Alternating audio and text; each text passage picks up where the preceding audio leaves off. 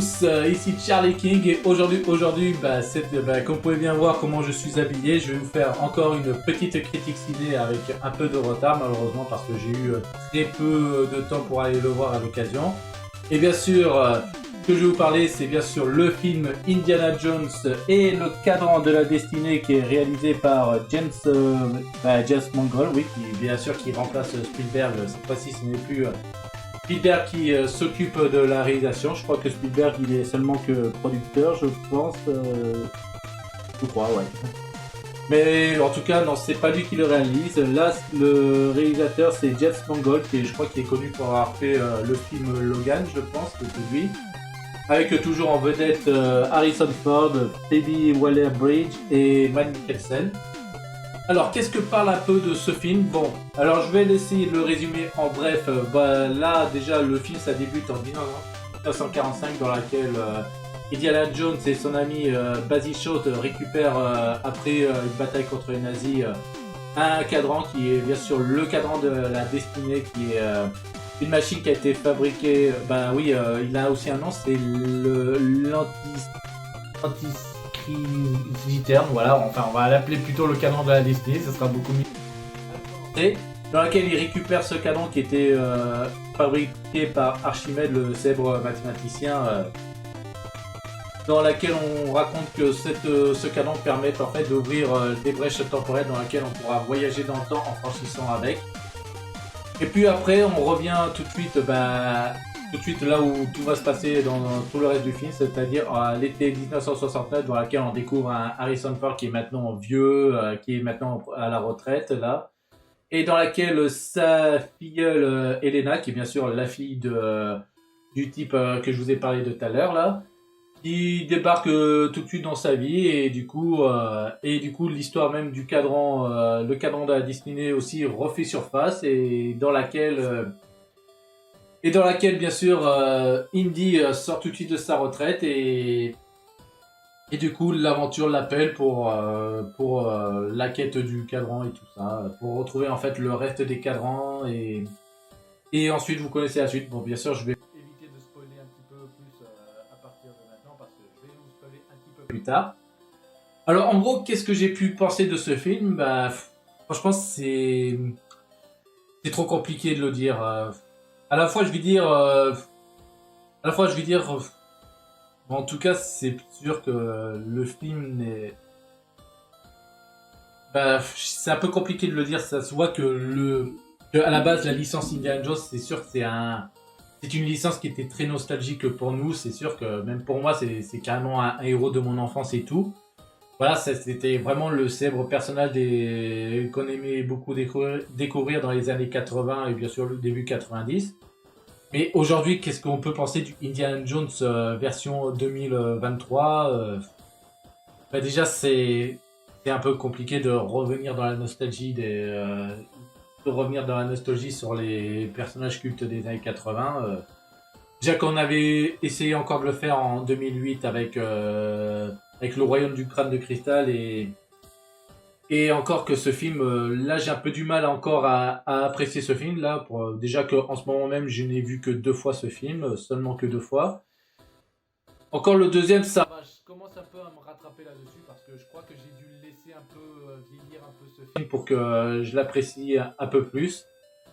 Et par contre pour celui-là, je sais pas s'il faut que je laisse, si je dois faire comme celui de Royaume du Crâne de Cristal, qu'il faut que je laisse lui aussi vieillir pour que je l'apprécie un peu plus, parce que aujourd'hui encore c'est un peu compliqué. Mais encore, qu'est-ce que je peux dire encore que ce que je peux dire, les points forts que j'ai trouvé, c'est carrément l'intro. J'ai trouvé que le début du film, il était vachement pas mal. Parce que là, vu que là, on revient dans les années 45, je crois que c'est un peu l'âge d'or des aventures d'Indiana Jones. Ça veut dire, bien sûr, la fin des années 30 et bien sûr les années 40, bien sûr. Bon, bien sûr, on n'était pas vraiment là-dessus dans la trilogie originale, mais au moins on était proche là-dessus. Et bien sûr, oui, c'est ça, Indiana Jones contre les nazis,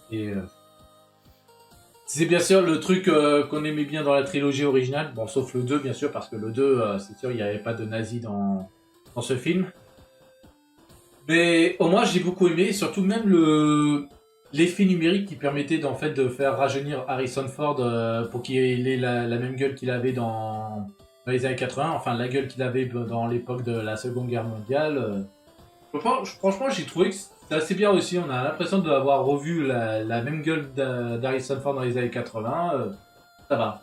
Même si je pense qu'il y a eu quelques pics, mais franchement, j'ai pas trop vu grand chose là-dessus, de défaut là-dedans. Voilà. Moi, j'ai trouvé l'ouverture du film, vachement pas mal. Après, quand on revient dans l'époque, carrément en 69, là, c'est une autre histoire. Là, on a l'impression que Harrison Ford, on sait, on sait même pas s'il aime bien d'être là, s'il est là pour le chèque, ou alors s'il aime bien s'il est content d'être revenu dans son rôle d'Indiana Jones. Mais j'ai l'impression que dans pratiquement tout le reste du film, il fait le vieux. Voilà, en fait, il fait le mec qui dit oh, je suis trop vieux pour ces conneries là. Allez, ma retraite, tout ça. Allez, mettez-moi du Julien Lepers. Ouais.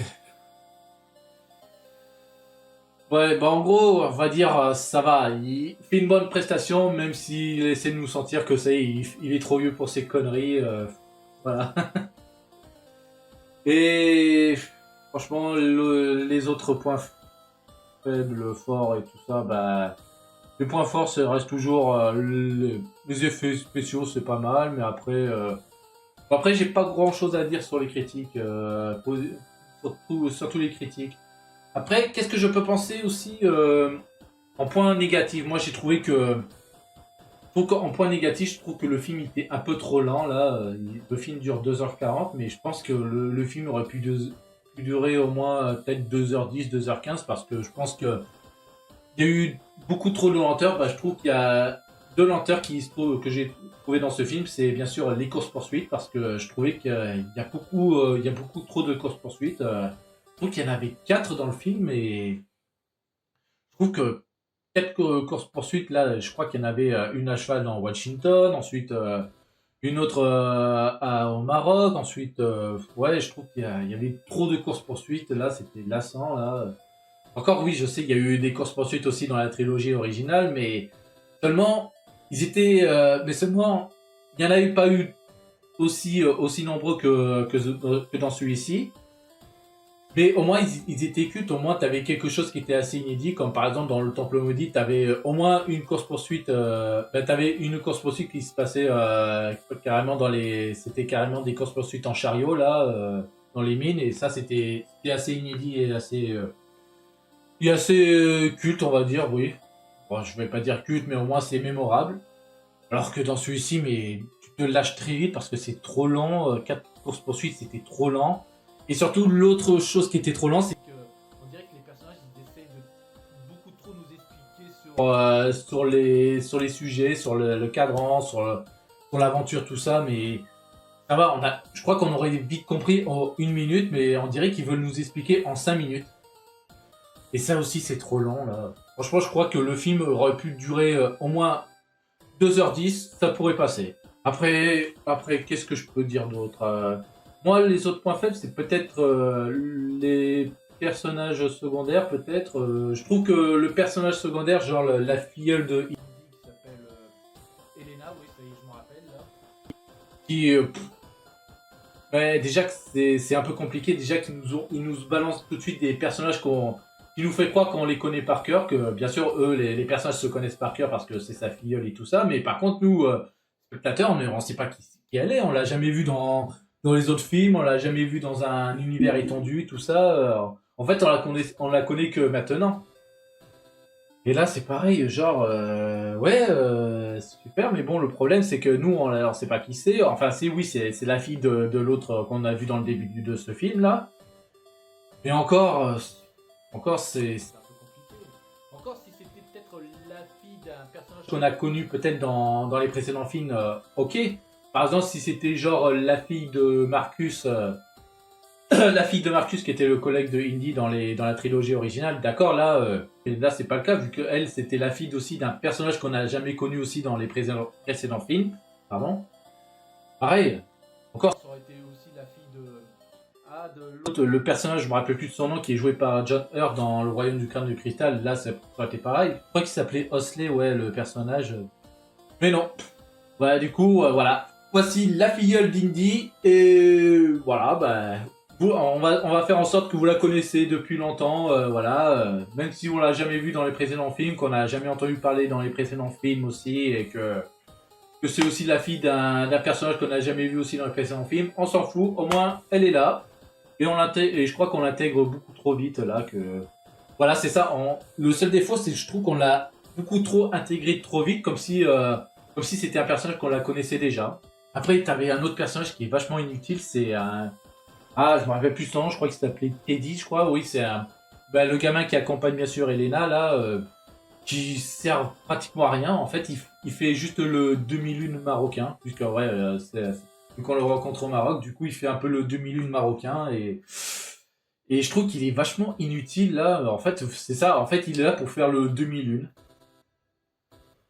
Voilà, et en fait, c'est ça. Dans tout le film, il sert vraiment à que dalle là, mais sauf peut-être pour la fin, oui, peut-être pour la fin du film, pour la façon dont ça se termine, mais sinon, dans tout le film. En fait, on l'entraîne avec nous et puis c'est tout. Bah du coup, je crois que j'ai pas grand chose à dire aux parties no spoil. Bah du coup, ça y est, on va passer aux parties spoil. Attention.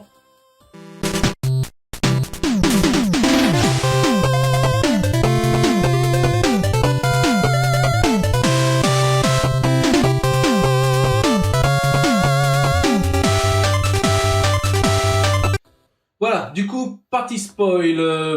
Partie spoil. De toute façon, j'ai pas grand chose à dire entre les milieux du film, mais franchement, je vais peut-être parler très vite à la fin du film parce que, voilà, on parlait du cadran de la destinée que je répète, c'était en fait le cadran qui permet en fait, si on les rassemble tous, ça permet en fait de créer une brèche temporelle pour ensuite voyager dans le temps. Et bien sûr, le méchant principal qui s'appelle déjà comment déjà Jürgen Voller qui est joué par Mads Mikkelsen.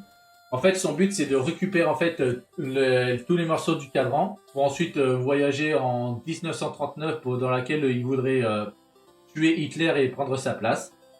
Voilà, c'est ça son but, c'est retourner en 39 pour aller tuer Hitler et prendre sa place et pour éviter aussi l'échec des nazis pendant la Seconde Guerre mondiale. Voilà. Encore, moi je trouve ça, la motivation du méchant, il est correct, même si je me suis dit, mais d'accord, tu vas assassiner Hitler, mais après, qu'est-ce qui va tout faire croire comment tu vas faire croire que tu vas réussir à prendre sa place comme ça là? Ok, ouais, ouais. Parce qu'à la base, je crois que le mec c'était juste un scientifique, c'était pas un général ou un colonel. Je crois que oui, c'est ça, son personnage. Voleur, c'était un scientifique, ouais, un scientifique qui était à la solde des nazis, mais ouais, voilà. Alors du coup, qu'est-ce que je peux dire? Ah oui, bah du coup, voilà, c'est ça. En fait, c'est ce qui va se passer à la fin. Il récupère tous les cadrans et bien sûr, Indy va récupérer aussi tous les cadrans et ça et bien sûr, j'ai oublié de le dire que le côté positif qu'au moins j'ai pu voir quand il récupère le dernier morceau du cadran, c'est qu'au moins on a revu un côté plus exploration là. Enfin, on a pu voir en fin du Indiana Jones. Ça veut dire au moins une scène d'exploration et malheureusement, on en a qu'un seul contre 4 courses-poursuites qui étaient chiants et lents là. Et voilà, au moins c'était la seule chose qui était bien. Et que oui, à la fin, oui, c'est ça. Dès que Indy récupère le dernier morceau du cadran, ben, malheureusement le voleur arrive et il lui pique le cadran. Et ensuite, bien sûr, il va s'en servir pour ouvrir la brèche temporelle pour espérer de retourner en 39. Et bien sûr, Indy a calculé qu'en fait, le cadran qu'en fait, voleur va mal calculer parce que la brèche temporelle ne va pas le ramener en 1939. Et c'est ce qui se passe vraiment, c'est que la brèche ne les a pas envoyés en 39 et il les a envoyés carrément en 2000 ans, là, à l'époque où Archimède existe. C'était bien sûr l'époque de. Ah, l'époque d'Archimède, comment ça s'appelait? Attends, je vais le trouver là. C'était l'époque des. Ah, attends, c'était. Ouais, à l'époque du siège de Syracuse en 213 avant Jésus-Christ. C'est ça. Oui, mais franchement, j'ai trouvé que cette fin, il était. Ben, je sais pas quoi dire sur cette fin. Je me dis, mais est-ce que. Mais en plus, est-ce que c'est vraiment comme ça que vous avez voulu faire cette fin? C'est ce que j'aurais posé la question au scénariste, c'était vraiment ça que vous avez voulu faire cette fin. Et effectivement, quand j'ai voulu faire des recherches sur internet, c'est que même les scénaristes ne savaient pas vraiment comment finir le film. C'est ça, en fait, ils savaient pas vraiment si c'était vraiment la meilleure des façons de finir ce film. Ça veut dire que voilà, en fait, ils vont voyager dans le passé, et ils vont à l'époque de Syracuse là, voilà. Et qu'aussi que voilà, ben, à la fin, voilà, c'est ça. Bah, en fait, oui, bien sûr, j'ai oublié de le dire que bien sûr, quand ils vont traverser la brèche temporelle, bien sûr, ils y vont en avion là.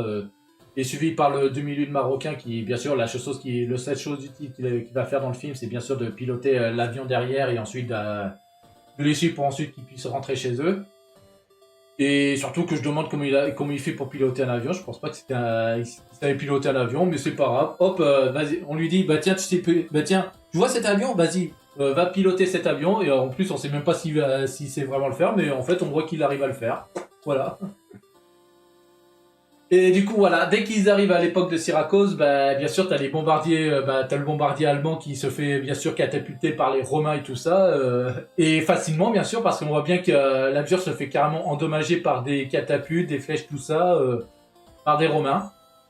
Et puis, ben, en même temps aussi, le truc, c'est que la seule chose qu'on a envie de dire aux bombardiers, c'est que pourquoi vous volez pas aussi haut là? Pourquoi vous vous barrez pas? Parce que le truc, c'est qu'en fait, le bombardier, en fait, il survole à peu près toutes les navires romaines.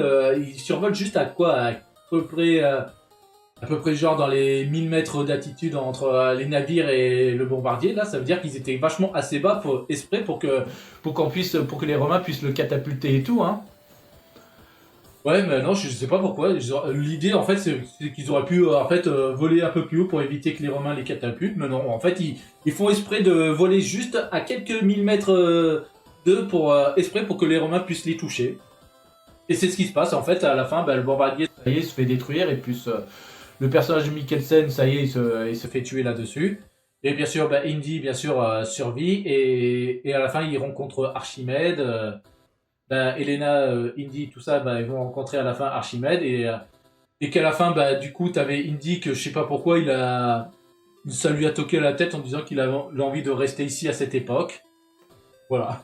Genre, peut-être pour vous dire que voilà, j'appartiens au passé, tout ça, du coup, je vais rester dans le passé, à l'époque de Syracuse, je vais rester avec Archimède et tout. Ouais.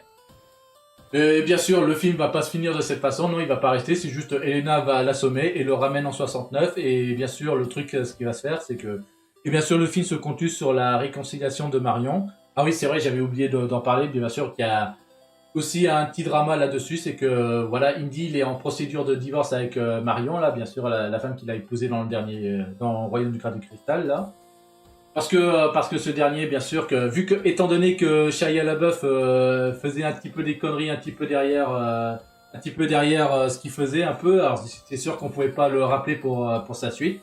Alors, du coup, ce qu'ils ont dû faire, c'est de tuer le fils d'Indy hors champ. Il est mort dans la guerre, ouais, c'est ça. Je crois qu'il est mort dans le Vietnam. Voilà, ça a été expliqué que son fils s'est fait tuer à la guerre, probablement au Vietnam. Et que c'est pour ça que du coup, vu qu'Indy n'a pas pu essayer de consoler Marion, et du coup ils sont en pleine procédure de divorce. Ouais. Et à la fin, ça conclut sur la réconciliation entre les deux. Voilà. Et le film se termine ainsi. Et non, ça se termine pas ainsi parce que en fait, il y a aussi bien sûr le dernier plan qu'on voit sur la conclusion, sur la clôture du film, c'est que bien sûr le film se finit sur un plan où on voit le chapeau d'Indy qui est suspendu sur un cordonnage là pour dire que, et là t'avais le film qui essaye de se refermer en cercle, et il cercle bien sûr le chapeau d'Indy pour dire tiens, on va s'arrêter en se centrant sur le chapeau d'Indy pour dire que voilà, le chapeau d'Indy qui est agrippé pour dire ça y est, ça y est, Indy est à la retraite, il raccroche son chapeau et tout. Et sauf que avant de refermer, tu vois la main de Harrison Ford qui reprend le chapeau. Qui reprend le chapeau. Alors bien sûr, quand j'ai vu ça, ça laisse dire quoi? Que en fait non, c'est pas fini. Il y aura encore une suite, Indiana Jones 6, pardon là. Ouais. Alors déjà, qui voudrait un Indiana Jones 6 avec un avec Harrison Ford qui déjà a 80 ans. Là, même dans ce film, il se dit qu'il est trop vieux pour ses conneries, mais je sais pas, le dernier plan du film me fait croire que non, Indiana Jones, ça sera pas fini. Après, si j'ai le temps, ouais, je vais revenir sur la conclusion comme j'ai dit tout à l'heure sur les scénaristes que je disais que ils savaient même pas la façon comment ils finissaient le film, parce que effectivement j'avais fait une recherche sur internet, parce que les scénaristes avaient aussi écrit une autre fin dans laquelle bien sûr Fowler et ses sbires réussissent quand même finalement à arriver en 1939. Voilà, en 1939, et là c'est bien sûr l'invasion des Allemands et tout ça. Mais Indy va quand même réussir à contrecarrer les plans de Fowler, mais je sais pas trop de quelle façon, mais au moins il réussira à contrecarrer les plans de Fowler. Et je crois que j'ai vu quelque part qu'en fait il va aussi croiser en fait le jeune Indy. Voilà, on aura un croisement avec le vieux Indy et le jeune. Alors du coup on se dit, mais ouais, c'est vrai que je pense que même la fin si en fait finalement oui la fin se terminait vraiment en 1939 là, ouais, ça aurait été pas mal aussi comme fin là. Ouais, et surtout le croisement entre le jeune Indy et le vieux là. Moi je crois que franchement ça aurait été pas si mal, que contrairement à celui où dans laquelle il débarque juste à l'époque de Syracuse là, et qui rencontre Archimède. Et que les Allemands se font tuer comme des cons, comme je le répète avec l'avion là. Ouais. Non, ouais. Non, je trouve que ça aurait été pas mal, genre qu'ils arrivent en 39 et que Indy va réussir à contrecarrer les plans des nazis.